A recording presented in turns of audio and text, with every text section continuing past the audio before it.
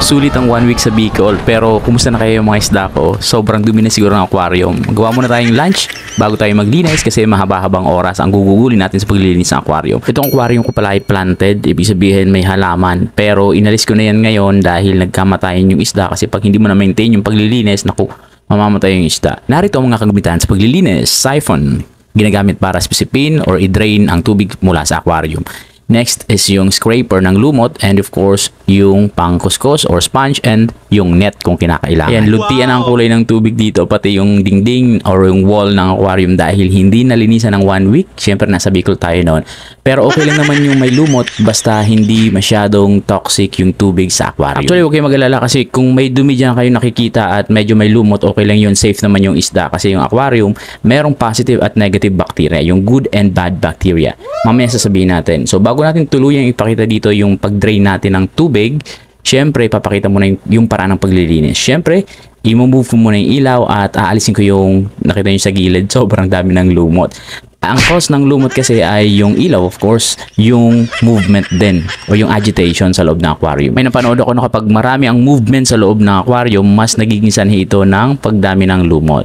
By the way, dito ang gagawin natin ay kukuskusin lang yung dingding, loob. Syempre, yung nakikita nyo na yan ay magnet. Yung nasa loob yung may brush nyan. Yung nasa labas naman ay yung soft lang para malinis yung glass. Magnet siya, nabili ko sa Shopee or sa TikTok ata yun, hindi ko na maalala. So yung nililinis ko dito ay yung loob talaga, hindi naman yung labas. Ang gagawin ko ay aalisin ko yung mga lumot. Syempre, gamit ang magnet na ito para maalis yung mga lumot na nakadikit. Although hindi naman talaga problema yung kakaunting lumot, pero mas mainam na yung malinis tingnan yung aquarium natin. Pero ang pinakamahalaga ay mas safe yung isda sa loob at okay yung tubig na kanilang nilalangoyan. So dito, syempre scrape ko lang to.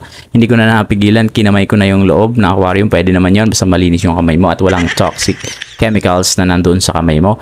Yung isda kapag na-stress sila, hayaan nyo lang kasi normal naman talaga yan na ma-stress yung mga isda. Pero saglit lang naman to eh. Sabi sa video na napanood ko, okay lang daw hayaan lang yung isda at wag nang ilagay sa ibang lalagyan. Kasi magiging uncomfortable pa yung mga isda kapag dilipat pa natin sila sa ibang lalagyan, di ba? Kasi yung isda nag-adjust din yung katawan niya kapag iba na ang temperatura sa tubig na kanilang nilalangoyan or ng tubig na kanilang nilalangoyan. So dito tuloy-tuloy yung paglilinis. Tingnan nyo, ang dami ng lumot oh, parang chocolate na tinuna. Ano nangyayari? Natatakot yung mga isda kasi ginaganon ko sila. Pero hindi naman dapat hinahawakan yung isda kasi mas lalong ma-stress yung mga yan. Meron ako ditong glow tetra, meron din ako ditong janitor fish. Yan lang na pwede na iprito. Joke lang.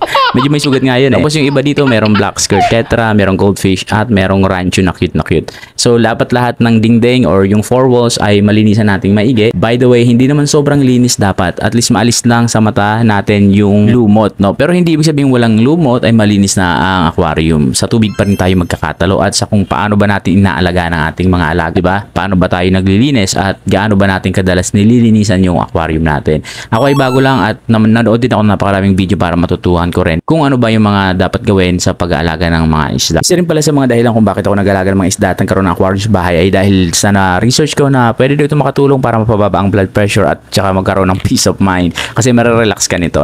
Naparod ko rin sa Pipito Manaloto na nung stress na stress si Pipito ay ang ginawa niya, kumuha siya ng aquarium, nag-alaga siya ng mga isda. And then I found out na medyo may fact yung context na yon. Para meron din akong gagawin sa araw-araw kasi umalis ako sa department and then gusto ko na magkaroon pa rin ako ng sense of responsibility. So dito nga, ang lilinisin natin ay yung mga tira-tirang mga dumi na dumikit ulit sa ating walls.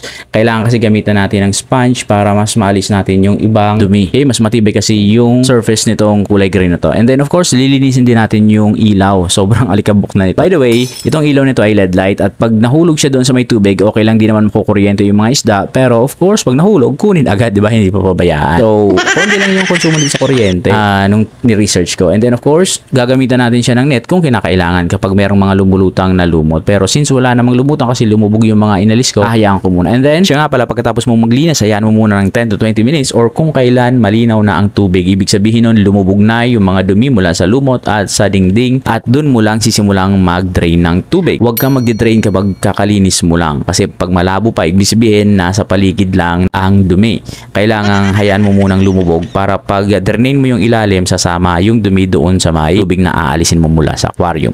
So dito, ang ginagawa ko ay dinidrain ko na. Hinihigop po yung mga dumi na galing sa lumot at iba pang mga tae ng isda. Syempre, hindi natin ito empty, no? Hindi natin i-empty talaga yung aquarium. Kailangan ay 20 to 50% lang.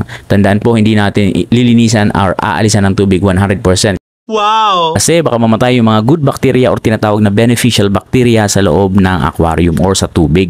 Yung mga beneficial bacteria, sila yung kumakain ng pupo ng isda at iba pang dumi na narito sa ating aquarium. So tumutulong sila para mabalance yung ecosystem dito sa loob ng aquarium. So salamat sa kanila. So dito makikita natin na nagpapalit na ako ng tubig. Nilalagyan ko na ulit ng bagong tubig yung aquarium. At tandaan, yung tubig na to ay hindi galing sa nawasa right away na sinalo. Kailangan kapag maglalagay ka ng tubig sa aquarium ay yung walang chlorine. So, anong gagawin mo? Ititenga mo muna ng 3 to 5 days yung tubig sa timba o kaya naman sa drum, saka mo ito ilalagay sa aquarium. Kung magpapalit ka ng tubig, hindi pwedeng yung galing sa nawasa, ilalagay mo agad dito kasi baka mamatay yung isda kasi alam naman natin may chlorine yung mga tubig natin or yung galing sa nawasa. Alright, so pagkatapos, hindi pa tayo tapos, ang gagawin natin ay lilinisan natin yung outer wall ng ating aquarium kasi hindi lamang dapat yung loob yung malinis, pati yung labas. So, baka may dumi-dumi, linisan natin, alisin yung alikabok sa ibabaw para mas okay siyang tingnan. Pero hindi pa talaga tayo tapos. Pagkatapos mong mapalitan yung tubig, kailangan ma-regulate natin yung linaw o linis ng tubig. Maglalagay tayo nitong tinatawag natin na AquaCare. Ang ginagawa nito ay pinapalinaw yung tubig,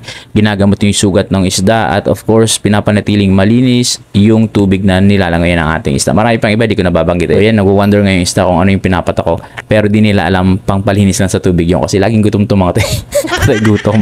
Ayan, so medyo malinaw na no, pero nakikita niyo may mga konting labo-labo pa siya pero that's okay kasi hindi naman talaga 100% masisipsip yung debris na nanggaling doon sa pinaglinisan natin.